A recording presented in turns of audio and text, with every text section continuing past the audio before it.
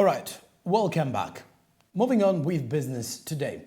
Have you ever wondered why your electricity tariff is lower or higher than the rest? It is a question for the consumer category that you belong to. Domestic power users have been wondering why their tariffs are higher than industrialists that they look at as being richer and able to pay them. Rona Nahawe explains the puzzle that you're facing in your mind.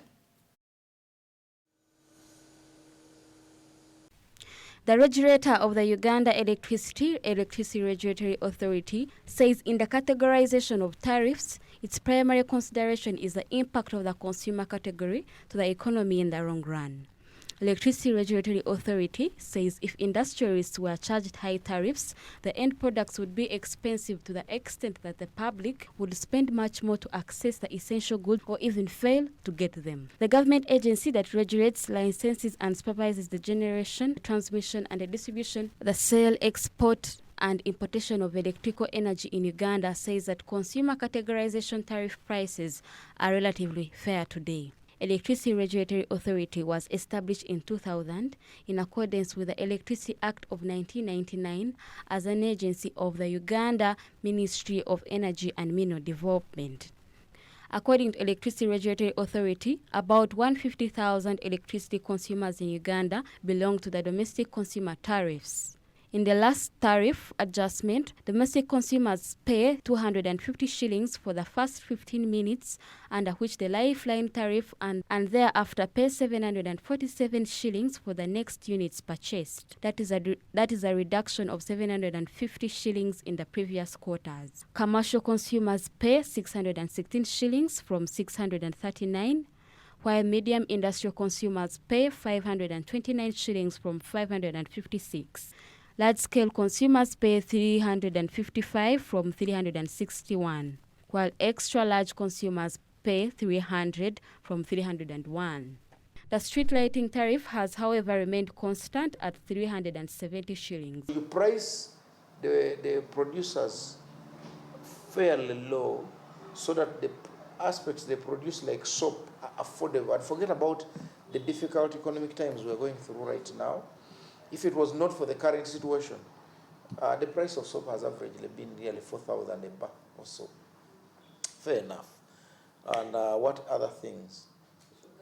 Sugar, yes. Cooking oil, those commonly home user things have been averagely lower priced. The reason is because the price of electricity helps them to produce efficient at a low cost to sell you at a low cost. The lifeline, which is called a cost social tariff. The first 15 units you buy at any moment are priced at 250 shillings. It is meant to help what you call the low-income earners. They don't need so much electricity. All they need is to have electricity, security lights on, and they can iron and watch TV and ABC. And about 150,000 people consume within that. They just need only those 15 units and enough for them. Okay?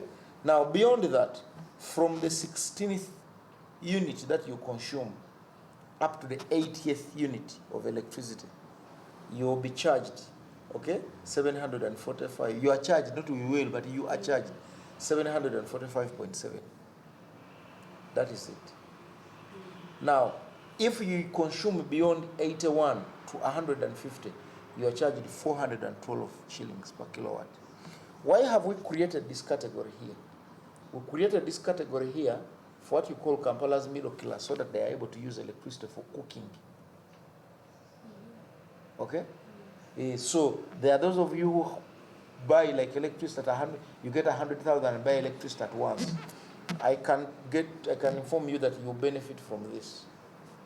But now we have created a categorization by following your consumption trends. The rich people like Rona, you don't benefit from this electricity anymore. You used to benefit, but this is no longer. You, when you buy, you just start here at the price of sowing 45.7. When you exceed 80, get to 80 first, you now start buying at 412. When you get to 150, we take you back to this price. Why? Because we want to stop you from gaming. You can easily start a bakery at home. Electricity Regulatory Authority supervises the generation, transmission and distribution of electricity in Uganda. However, one of the determinants of the production of electricity in Uganda is the installation capacity. Rona Nahabwe, Business Today, Smart 24 TV, driving business. Thank you, Rona Nahabwe, for that report. The European Union, together with the Uganda Development Bank Credit Facility, has called upon the private sector enterprises to apply for a soft component of up to 1 billion Ugandan shillings for those who are in the tourism industry, like hotel owners, tour operators, arts and crafts, among others, to boost their businesses after being affected with COVID-19 pandemic. Vivian Lianzi, the Assistant Commissioner, Ministry of Tourism, while speaking on a call with Smart 24 TV, insists that Uganda Development Bank Credit Facility caters for the private sector, not the Ministry of Tourism or Uganda's Tourism Board. Let's have more of the report. Art is a widespread language that dates back thousands of years ago. Through the ages, artists have conveyed history through sketches, paintings, construction, and sculptures. The beauty about them is that they are durable and they can be conserved for years and years. Uganda aims at both local and international markets for its handcraft. Uganda's handcraft trade is a largely informal market with an inconsistent market access, entry, and penetration approaches with inadequate market distribution networks. According to business people around the National Theatre, the business has been low as they are still trying to recover from the grapples of COVID-19. Immaculate Nakaima, who has been in this business for long, says she sells items from 1,000 to 3 million shillings. She believes nothing comes for free, so she doesn't expect anything from the Uganda Development Bank funds. Whatever I've gotten in life, it's from handcrafts. So I sell handcrafts locally and internationally. On you, whether you want to take it, because I don't think it's free money. Yeah, it depends. I think there are some people who are willing to take it. Speaking to one of the customers at the business center, she acknowledges the standards of this industry. Usually, it doesn't change all that much from one place to the other, but something speaks to you in terms of painting or a fabric pattern, and then you go and get it, the combination of colors. But in terms of quality, I find it kind of the same across, I think, in these kind of markets. And it's more like finding something that, something that kind of, as soon as you see, you just want to, buy it and like have it and then take it with you. So I look for that moment, and that takes time. You need to walk around and take your time. And I also like hearing, especially when I talk to the artists, their story, like, who made the painting, and then, when you know the story, then it means something to you. You remember, your trip and the country and the artist, and everything comes together. Kalunji Ahamda, the director of Chigula Leatherwork, says there is more market demand for international visitors, which gives them morale to work even harder. He earns more from exporting his products to countries like Juba, United States of America, Tanzania, among others. Erimu America naye nze ngidesigningira ebintu ebyalenza. Bo banoonya market, bwe bafuna orders ne basindika n'enkola n'embitwala. N'abantu kati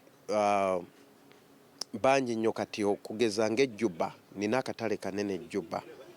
Era mbikola nembiteeka ku bus namayibeeri nembisindika. Bo basindika order ne sente nembikola nembibasindikira. Tanzania bigenda, Kenya bigenda. Rona Nahabwe, Samuel Chirimunda, Business Today, Smart 24 TV. All right, lastly, from Business Today, we take a look at use of e-learning platforms. As teachers are requesting for an increase in salaries, players in the world of innovation have created platforms online to enable them create learning centers and earn an extra income. These platforms can accommodate different teachers in different areas of expertise, and the teachers set their own fee for the online lessons. Berija Andrew has the details to this one. Online platforms became much more significant in Uganda during the COVID-19 pandemic, A number of institutions were closed and many teachers lost jobs. As a result, some schools opted for the e-learning style of education. Despite the opening of the schools, the systems are still relevant. As your teacher, you want to be paid. You want to earn the money that you deserve. Because sometimes you go to school, you're teaching in a school and you're being paid less than you deserve. So our e-learning platform allows you to set up a reasonable amount of money that you feel you can be paid every week or every month.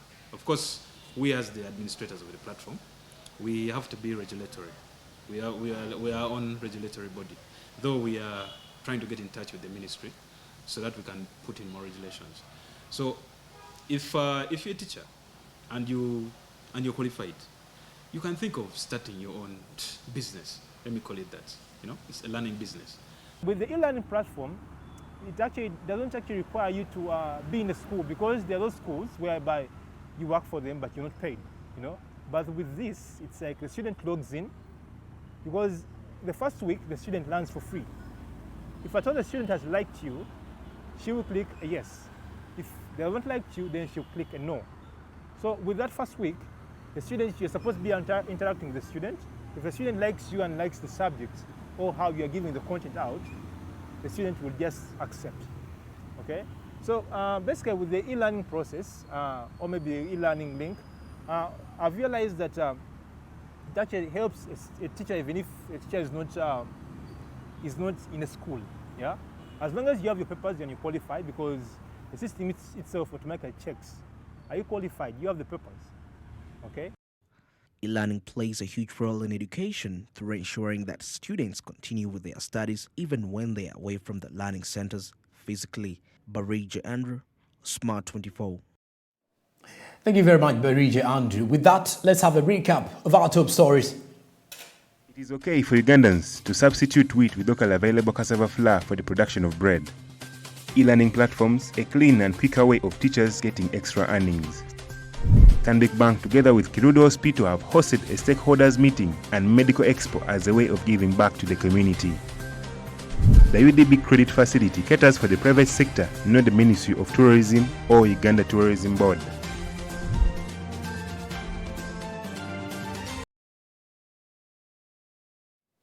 All right, it's been good having you tonight from wherever you've been catching us from, whether Go TV channel 394 or Your TV channel, or those who've been catching us through the free-to-air decoders. I'm Joram Paul Sonko, and this is Business Today, your daily report. You can follow me on Twitter, Facebook and Instagram at Joram Paul Sonko. From the entire editorial, production and the entire newsroom, Smart 24, plot 42, Nile Avenue, it's a goodbye and have a blessed night till tomorrow.